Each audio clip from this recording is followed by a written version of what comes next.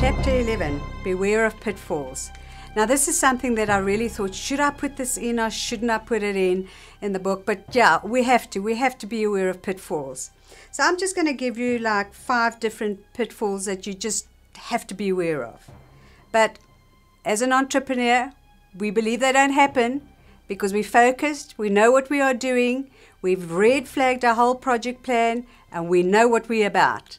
We've adjusted our products where we have to, we've re-looked our marketing mix, so we know what we're doing, okay? But pitfall number 1 could be no mentor. You have to have a mentor. You have so much responsibility as an entrepreneur.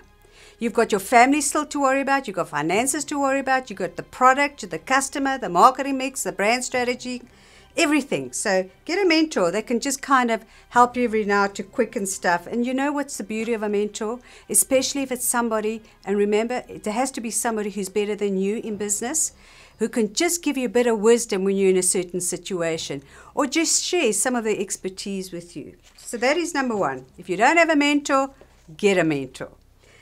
Number 2, fear of failure.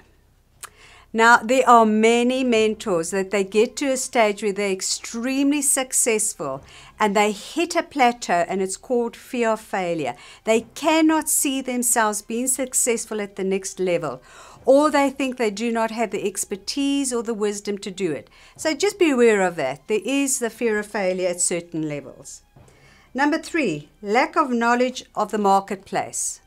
If you have not researched your market and where you're going to position your brand and your product, you better do that, because a lack of knowledge of that market can kill your business very, very quickly. So just relook that, okay?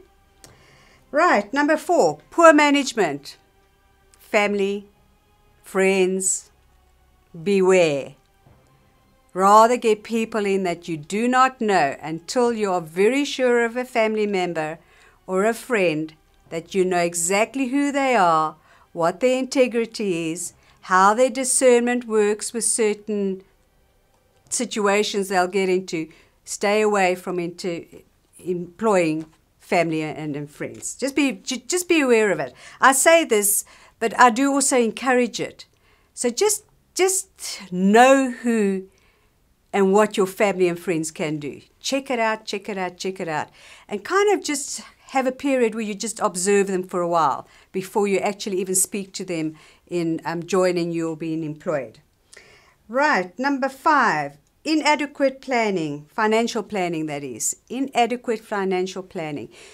The reason why I mention this is because one normally starts off so enthusiastically that you think, oh, well, that will never happen and that will never happen and my product's going to be bringing in a consistent cash flow, and you know the banks are quite okay, you know I'm getting an interest rate now of 12%, 18% on my cash flow in the bank, and then all of a sudden the banks kind of just fall apart, and all of a sudden the whole market makes a big change and you're caught off balance. You've got no cash flow, you've got no other means of getting money in, and the only way you can do it is through your credit cards and things like that, and it starts snowballing, and before you know it you're in great financial trouble. So just be aware of those pitfalls. I don't want to make a big song about this. Pitfalls is something that you just got to have discernment at every stage of your project plan, every part of your business plan. Have red flags, have a column on the right-hand side of your plan. I've put that in the planner inside of you. It's all in there. I've given you a template on exactly how to do it.